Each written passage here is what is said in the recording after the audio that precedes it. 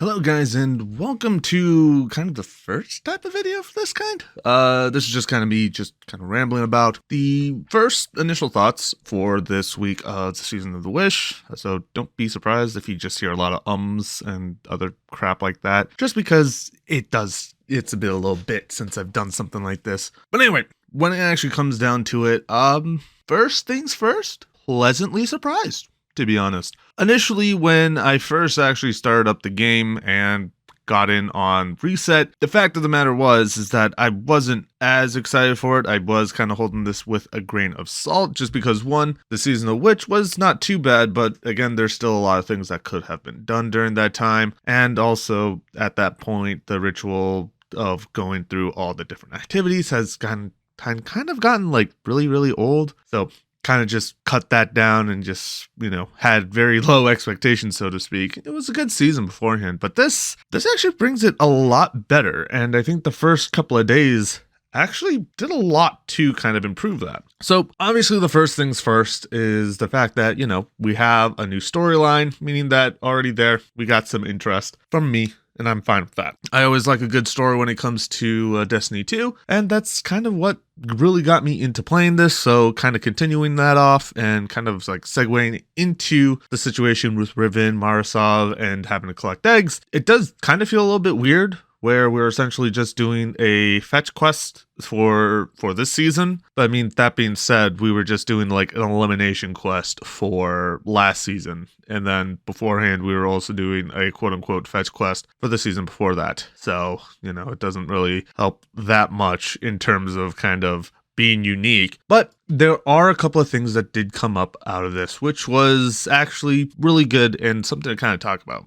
Now, obviously, the first and obvious thing that everyone else has been talking about beforehand was the fact that the starter pack came out. Now, obviously, with the fucking starter pack being $15, that doesn't look very appealing to people who are new to the game. And also with resources that essentially amount to maybe not even like one upgrade is just a big slap in the face for everyone. And I think the fact that they even had this thought in the beginning was not something that should have happened, personally, because obviously you want to bring people in. You want to make sure that, hey, we want to entice you to play the game. Why are we going to be having it be behind a $15 price wall? A $15 price wall for literally no items, or like, some exotics, which are somewhat decent, but also pretty meh compared to what we use now, what the meta build is, what the fun weapons are. The ones that they chose, it's not there. Like Ruinous Effigy, Sleeper Simulant. Like, look, there's like better legendary weapons that you can use, and there's better exotics that you can use. Something that actually makes it more interesting to go for. Like, for example, the fact that we had that whole situation in the beginning for,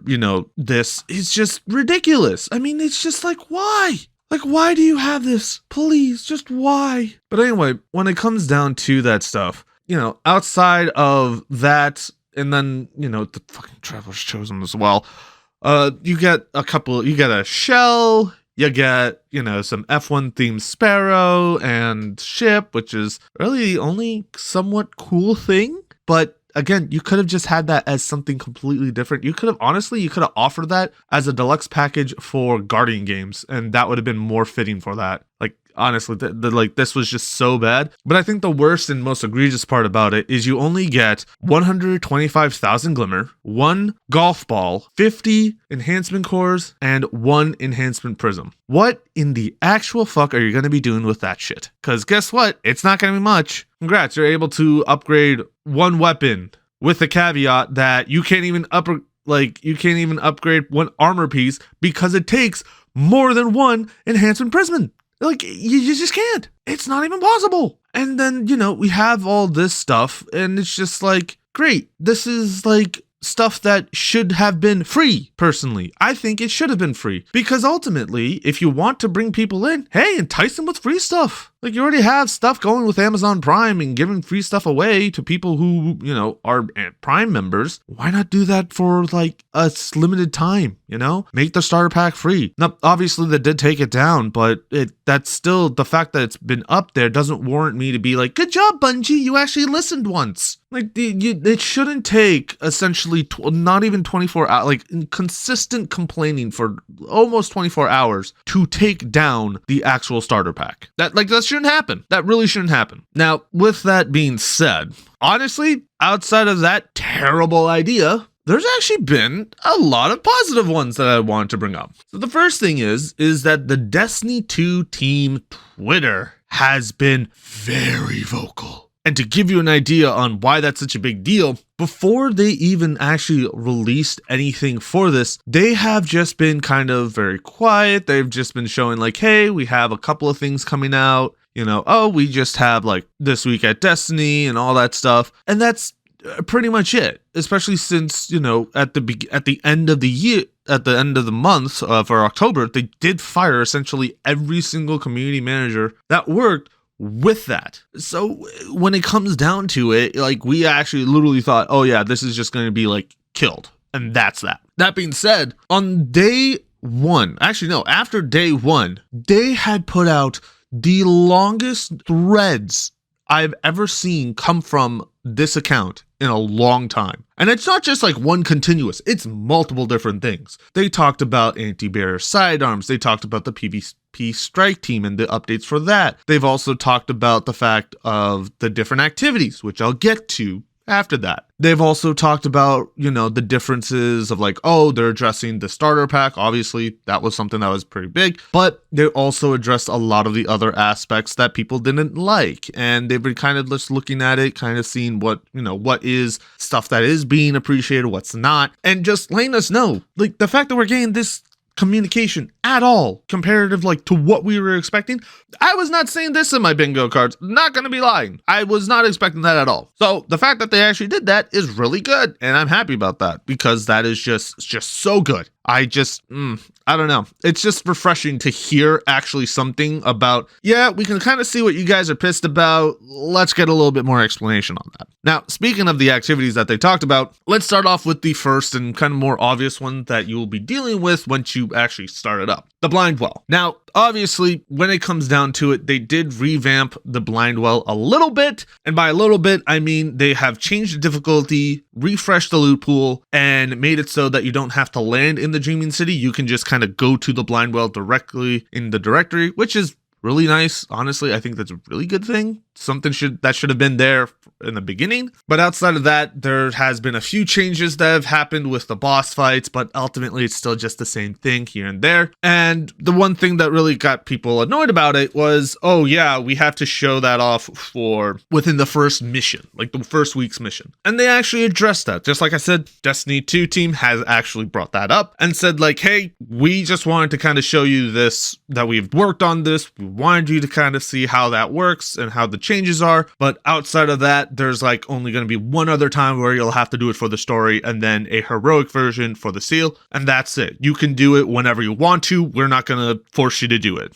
And we're also going to have like barely any challenges connected to it, just because we understand that everyone and their mother hates this damn like mode. And granted, I hated it for so fucking long. If you've gone for Chronicler, back when it was still available before Beyond Light, you'll definitely understand the pain and the suffering that you had to go through every single other third week, like every single like week, just because you needed to get that one book or something of that sort. You had to get some aspect of it, and it's just, oh my god, it was so annoying. And not only that, the fact that you weren't able to find people that easily also was a pain in the ass. But they did make some changes to it, and the fact that they made this into more of an optional item rather than, hey, this is something that you'll have to do throughout the season, does kind of give a little bit of a break. But, you know, it's nice that they actually did refresh the loot pool, and they actually brought a lot of the weapons back that were kind of sunset up to this season as well, which is really nice. Now, obviously, let's move away from that stuff and let's talk about the new stuff that has come out. We have Riven's Lair, the Coil, and the Dungeon. So first off, Riven's Lair. Essentially, what it is that it's just like kind of like a mini strike that wouldn't take you too long, maybe like 10-15 minutes or something, where it's a nice way of kind of gaining a good understanding of like what the different pathways are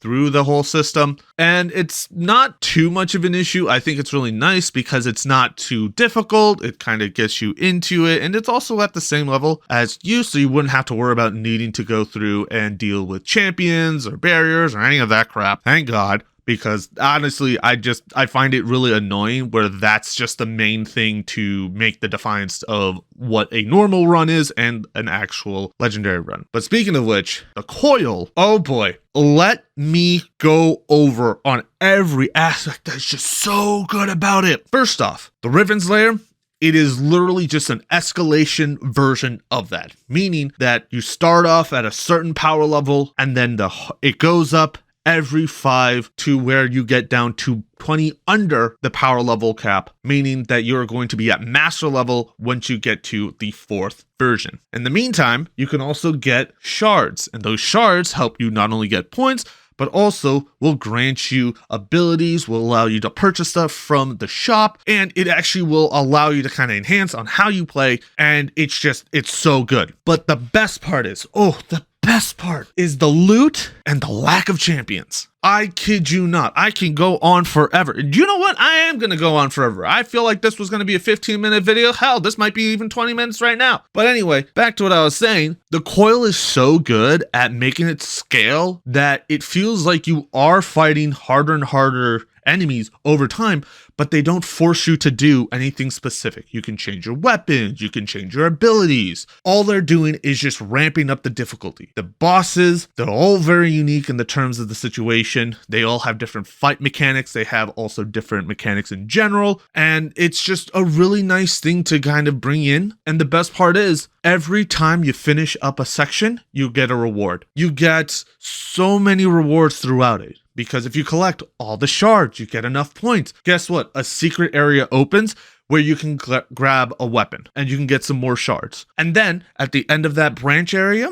you provided a chest that you can open with the witch's key, or the layer key in this case. And then, you just go into the second part and then you get to do it again. And then after the third one, guess what? You're able to choose. Do you want a weapon or do you want armor? And then again, same thing. You keep going. And then by the end of it, once you hit the final point, if you get plat, which is the highest, amount of points you can, which I think people have said is around 140 to 130. I don't know exactly. It's been something that I've been consistently going for each time just because of that. You literally can get teleported into a loot room where you get so many chests. There's like 3 different chests that you can pick up, and the best part is you can get you can get upgrade orbs. You can get the ping pong balls from there. Like, I don't have to worry about needing to run freaking legendary versions of anything. It's because all I have to do is just run through a run of coil. And I not only get 1, but there's always the possibility of getting 2 or even more. And it's just really nice to kind of see that happening when it comes to stuff like that.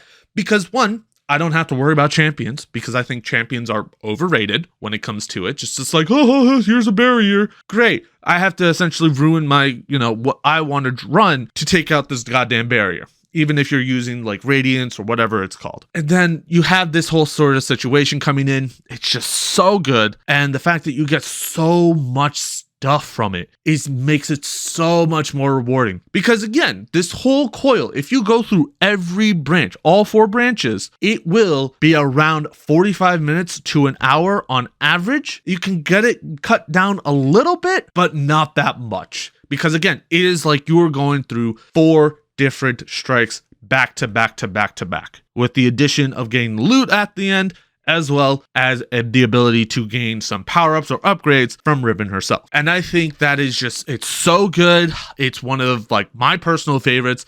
I think this is even better than the other option, and I think it's just so nice. Now, initially, the one thing is that when it came down to it, they've even made it so that the coil was very, very strict when it came to it. It's like, if you don't get all the crystals taken care of, you won't get plat. But they did make sure that everything was adjusted, everything was fixed, and they're looking to make sure that it is something that you are able to go through without having that, you need to get every single crystal possible or you're screwed. Which is great, because honestly, as much as I like going through and dealing with all that, it does become some kind of like a pain in the ass when those type of situations can arise. But with that being said, overall, as much as I wanted like to continue on this, I don't want to just keep rambling on how amazing it is, how fun it is, the different mechanics, the whole system of like going through essentially the Last Wish Tower, seeing everything once again, seeing different aspects of it. I could go on, again, like I said, I can go on forever when it comes to this. This is so far the best version of the seasonal activity ever. And I doubt I would ever really get bored of it for a little bit. And I say that because I got sick of Altars of Summoning and the Savathûn Spire fairly quickly, much quicker than I thought. But, that being said, it is still really fun. Highly recommend you go through it. If you can grab like two other people that or you can go through in like an LFG, or hey, here's a cool thing. Fire Team Finder is going to be coming out in January. My bad. They've already kind of worked on that. Who knows? Maybe that's something that could also be brought in, which would be friggin' sick. Get the opportunity to go through it. You can do it solo, and it also does have limits in terms of the revives that you have as well. So it does still provide a challenge without kind of feeling just super oppressive on how you have to play, which is just perfect. But I think the last thing that I did want to kind of talk about is the dungeon itself. I think this dungeon has outdone itself from Grasp of Avarice. Because Grasp of Avarice was one of my favorite dungeons, just because one, there's a lot of unique situations, a lot of cool mechanics involved, and it also does have some nice little kind of like lore connected to it. Meanwhile, Warlord's Ruin has not only a cool little quest to kind of get a better understanding of the, of what's happened within the castle, but you do not have any mechanic encounters. Meaning that every single encounter is a boss fight, and you get all 3 bosses. You fight a Scorn, you fight a Taken Ogre, and then you fight a Meatball. It's called a fucking Meatball, nothing else. Do not try and convince me otherwise. But anyway, you get to fight all 3. All of them do share similar systems, which is great because it wasn't anything like drastic or anything, but the final boss really changes the dynamics of everything with the complexities of the different areas that you can go to, the way that the damage phases are processed, the mechanics that come into the place, and the phase themselves. Being able to hop between 3 different platforms and then bringing it up to essentially an overdrive damage phase, allowing you to kind of unload everything in a short amount of time before bringing you back to square one and then starting it all over again. It's perfect when it comes to it. There's a lot of other cool secrets involved when it comes to checking out the different areas. There's a lot of interesting places to go through. There's some traps in the maze, which is nice. There's a lot of trick, the chests. And there's just so much to it. And I think the one thing is that they made this definitely a challenge, because the first time that I went through it, I did a 2-man, but there's still the challenge there, but it doesn't feel overwhelming. It feels like, okay, I can still do this, but I still have to try. Now, obviously, certain builds are going to be like just broken, but that's just kind of how Destiny is, where they just will create a single system and just kind of roll with that. But with that being said, I think that what they have done in this case is just very good. I think it's been a wonderful system that they brought in, and the weapons itself, really cool. I mean, granted, I feel like the rocket sidearms that they're saying is the new archetype, I feel like either I'm just getting like the worst luck possible, or they may need to change some weapon, some of the actual perks on it, because as much as it's a really cool weapon to use, a lot of the rolls that I'm getting don't really feel like it's worth going through. But regardless of that, the weapons are really nice. I mean, hey, they brought in a strand bow, which is cool. I know that this is, I think, the first time that they brought a strand bow in, which does kind of give a little bit of like niceties to that. And again, you do get a seal, which honestly I feel like is definitely going to be more approachable than the Ghost of the Deep one, just because one, like I said, there is that challenge, but it doesn't feel like you are being overwhelmed with ad density, mechanics, and everything of that sort. You're still able to kind of manage it pretty well, as long as you keep an eye on certain aspects of it. But I think right now this week, or at least, the first week, looking pretty good, minus a couple of things here and there. I think when it comes to everything, it's definitely a lot better than what I was expecting, especially since, compared to what we have dealt with before, it could have been something else. But with that being said, we do need to still see how things play out. I mean, there's still a lot of other stuff that we have to deal with that's coming soon. We have a mission that's coming out with a new exotic. We also have, more parts of the story that will be unfolding later on, and other things that may be showing up I'm kind of still hoping that we get like a lot more cool stuff later on in the season. Because again, we have 6 months until final shape, and this is the only season that we're getting at that time. So hopefully they are able to bring it up. I know that they're going to be bringing some of the festivities coming through, Guardian games, obviously we're going to have the Dawning and other aspects of that. They are looking to add in some other things like Into the Light to kind of just introduce people into final shape, which is nice. And I mean, we're going to kind of have to see what they do in regards to this. But with that being said, if you guys have like any other ideas or any other kind of, opinions about it, what your thoughts were, do tell me in the description down below. I'm very curious about it. Because again, as much as, my opinion is being said here, doesn't mean your opinion is not valid. But with that being said, thank you guys for watching. Hopefully you guys have enjoyed. If you do want to see my version and my story playthrough, you can always check that out on the main channel. But until then, thank you guys for watching and enjoy the rest of your day.